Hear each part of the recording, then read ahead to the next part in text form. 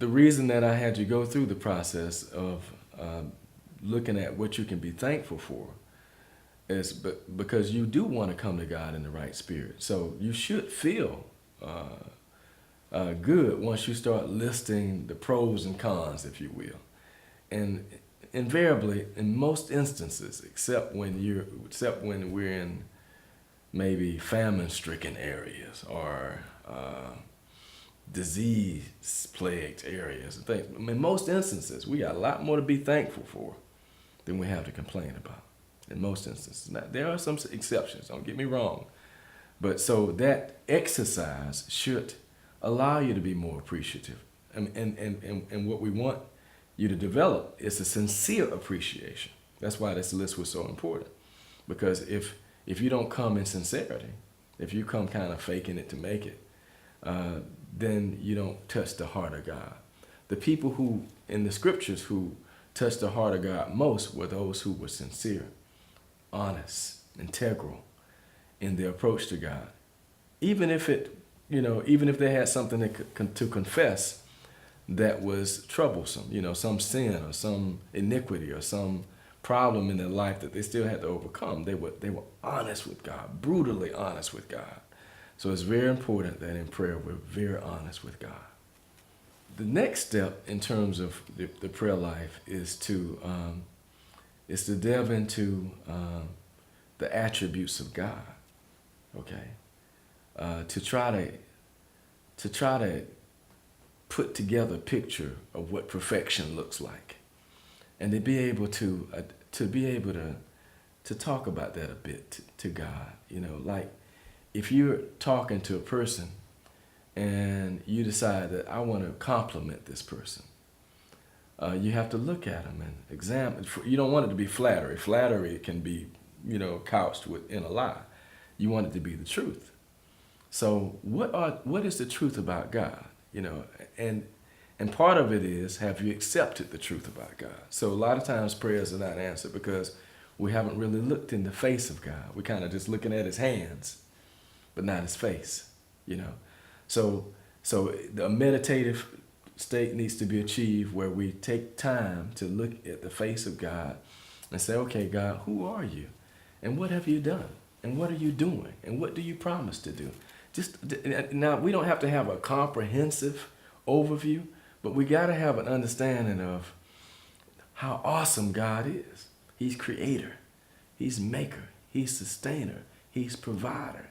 He's deliverer, and maybe considering in all of those categories, how does that category apply to me? Okay, he's my maker. He's my creator. He sustained me. He's watched over me. We talk about guardian angels. Do you believe that you've had one over the years? I believe I have had one. I know friends and family members who've been in accidents and had problems and trauma and trouble.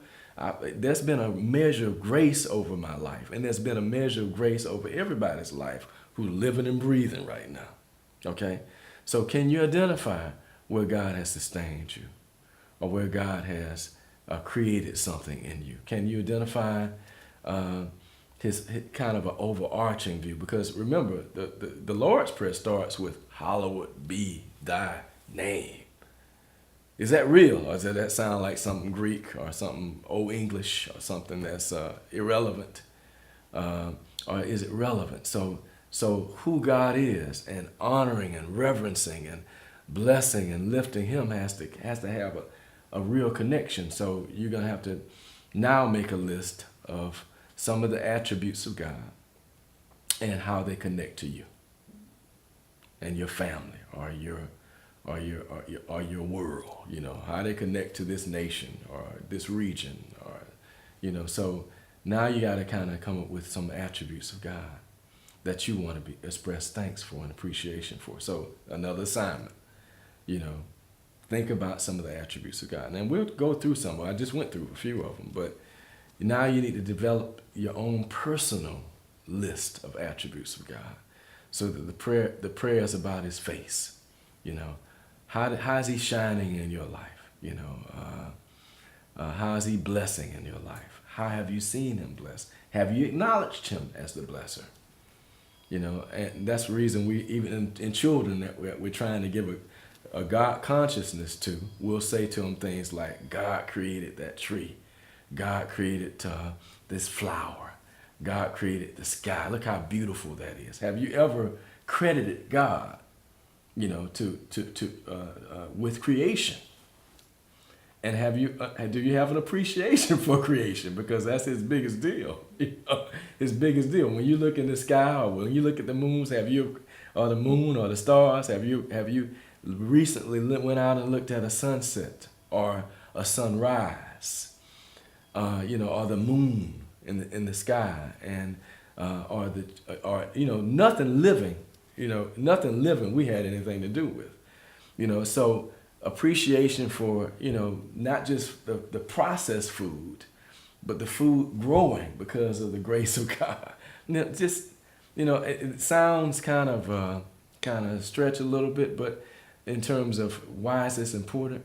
But again, you want to be able to call out some things that represent the body of work that God has done, that you see every day, that maybe you haven't ever expressed appreciation for.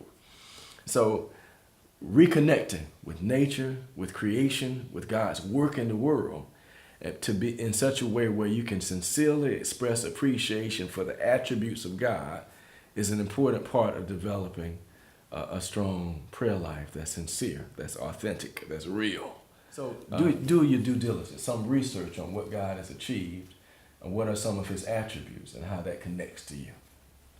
And so that'll give you a segment of prayer, a body of understanding that makes prayer sincere and real.